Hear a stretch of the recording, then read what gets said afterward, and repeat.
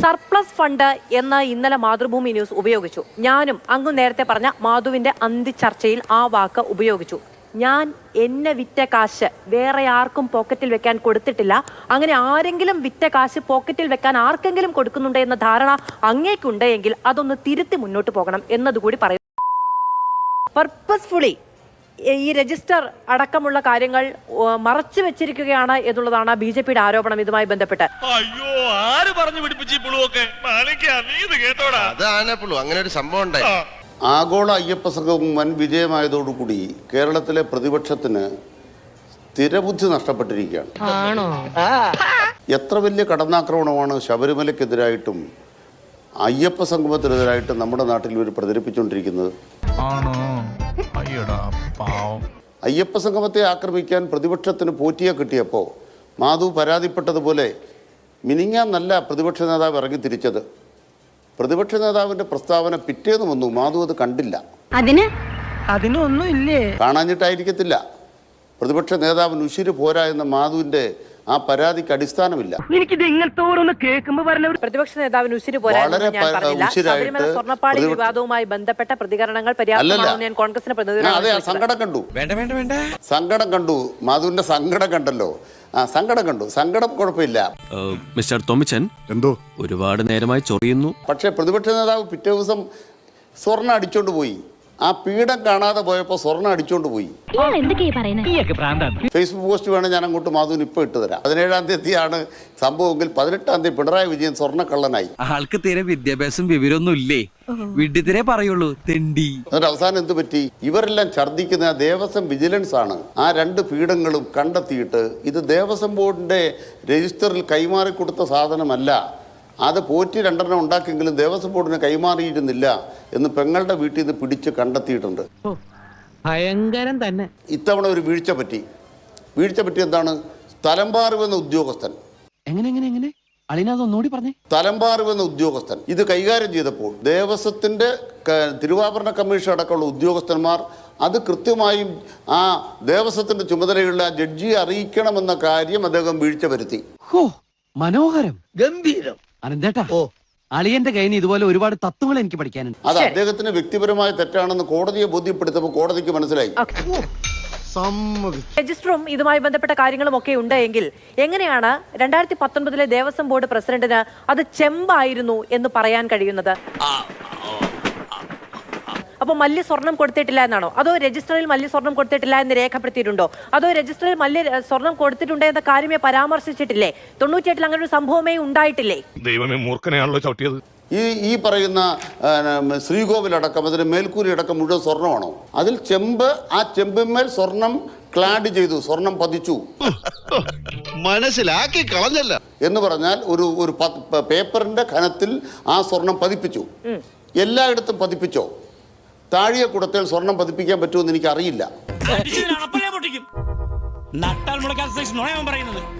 ഈ ശില്പങ്ങൾ, ദ്വാരപാലക ശില്പങ്ങളിൽ ഇത് പതിപ്പിക്കാൻ പറ്റുകയാണോ അതോ പൂശുകയാണോ ചെയ്തത്? അങ്ങ് പറഞ്ഞ ഈ 1900 കിലോ ചെമ്പാണ്. 1900 കിലോ ചെമ്പിന്റെ കണക്ക് മാത്രമേ അതിൽ പറയുന്നുള്ളൂ. 30.3 കിലോ സ്വർണത്തിന്റെ കാര്യം പറയുന്നില്ലേ? അല്ല, ഞാൻ വേണേ ആ മഹസർ മുഴുവൻ, ആ കേസിലെ മുഴുവൻ രേഖ വായിക്കാനല്ലോ എന്നോട് പറഞ്ഞത്. അല്ല, അങ്ങ് ഞാൻ മഹസറിന്റെ മുഴുവൻ കാര്യങ്ങൾ വായിക്കാൻ പറഞ്ഞിട്ടില്ല. അങ്ങ് വലിയ കോടതിയിൽ കൊടുത്ത റിപ്പോർട്ടിന്റെ കാര്യം പറഞ്ഞു. അത് ചെമ്പിന്റെ കണക്ക് മാത്രമേ പറഞ്ഞുള്ളൂ. ചെമ്പിന്റെ കണക്കേ ഇപ്പോഴും കേൾക്കാനുള്ളൂ എന്നോട് ഞാൻ ചോദിക്കുകയാണ്, അങ്ങേക്ക് കിട്ടിയ വിവരം അനുസരിച്ച് അതിൽ സ്വർണം ഉണ്ടായിരുന്നോ? നമ്മുടെ വക്കീല് പറഞ്ഞു, അച്ഛന് വിശ്വാസമായില്ലേ? പറഞ്ഞ് നേരെ ഏതാ നോണ ഏതാന്ന് തിരിച്ചറിയാൻ പറ്റില്ല. ഇതുപോലൊരു നിസാര കാര്യത്തിന് കള്ളം പറയില്ല. ഞാൻ പച്ച മലയാളത്തിൽ പറഞ്ഞു കേട്ടില്ലേ, താഴിയ കുടത്തിൽ സ്വർണം പൂശി എന്നാണ് ഞാൻ മനസ്സിലാക്കുന്നത്. അപ്പൊ സ്വർണം ഉണ്ടെന്ന് കേൾക്കാനുള്ള കാതുകൾ മാധുവിനുണ്ടല്ലോ. എവിടെ ഇതൊരു നടക്ക് പോണ ലക്ഷണില്ല. ഞാൻ ഇവന്റെ 2 വാങ്ങിച്ചിട്ടേ പോവുള്ളൂ. രണ്ടാമത്, ഒരു പേപ്പറിന്റെ ഘനത്തിൽ സ്വർണം അതിൽ അടിച്ചു പരത്തി ചെയ്യുകയായിരുന്നു എന്ന കാര്യം പറഞ്ഞപ്പോ സ്വർണ്ണം ഇല്ലെന്നാണോ ഉണ്ടെന്നാണോ മനസ്സിലാക്കുന്നത്? അല്ല, അപ്പൊ 1800 കിലോ ചെമ്പ് കൃത്യമായി പറയുന്നുണ്ട്. പക്ഷെ സ്വർണ്ണം എത്രയാണ് എന്ന കാര്യം പറയുന്നില്ല. അങ്ങനെയല്ല, ഒറ്റ കാര്യം. അപ്പൊ അങ്ങ് ഈ പറയുന്ന കടലാസിന്റെ കണക്കിൽ സ്വർണ്ണം ഉണ്ടായിരുന്നു എന്ന് പറയുമ്പോൾ നിങ്ങൾ കുറെ ദിവസം ആയല്ലോ നിങ്ങൾ ഇത് വിവാദം ഉണ്ടാക്കുന്നു. ഞാൻ പറയുന്ന പോയിന്റ് നിങ്ങൾ ആദ്യം ശ്രദ്ധിക്കൂ. മാധുവും ഞാനും തമ്മിലുള്ള ചർച്ചയിൽ കൃത്യമായിട്ട് പറഞ്ഞു ഒരു പേപ്പറിന്റെ ഘനത്തിൽ സ്വർണം അതിൽ പതിപ്പിച്ചു എന്ന് പറഞ്ഞ ഞാൻ എന്തുകൊണ്ട് സ്വർണം വിജയമല്യ നൽകി എന്ന് പറഞ്ഞില്ല എന്നാണ് എന്നോട് ചോദിച്ചത്. വ്യക്തമായില്ലേ? അപ്പൊ നിങ്ങൾ ഈ ചർച്ചയിൽ തന്നെ എത്രത്തോളം മാധു വല്ലാത്തൊരു ബോധത്തിലേക്ക് പോയി? ഇല്ല, എന്തിനാ ഞാൻ അങ്ങയോട് അമ്മാവൻ കാര്യമായിട്ട് ചൊറിയുന്നുണ്ടല്ലോ. അമ്മാവൻ ചൊറിഞ്ഞൊറിഞ്ഞ് തല്ല് വെച്ച് കൂട്ടുന്നു തോന്നി. ഇല്ല, എന്തിനാ ഞാൻ അങ്ങയോട് ചോദിച്ചത് എന്തുകൊണ്ട് അങ്ങ് പറഞ്ഞില്ല എന്ന് മാത്രമല്ല, മുൻ ദേവസ്വം ബോർഡ് പ്രസിഡന്റ് ചെമ്പെന്ന് പറയുന്നത് പിന്നെ എങ്ങനെയാണ് എന്നാ ഞാൻ ചോദിച്ചത്. അത് ഉത്തരം പറ.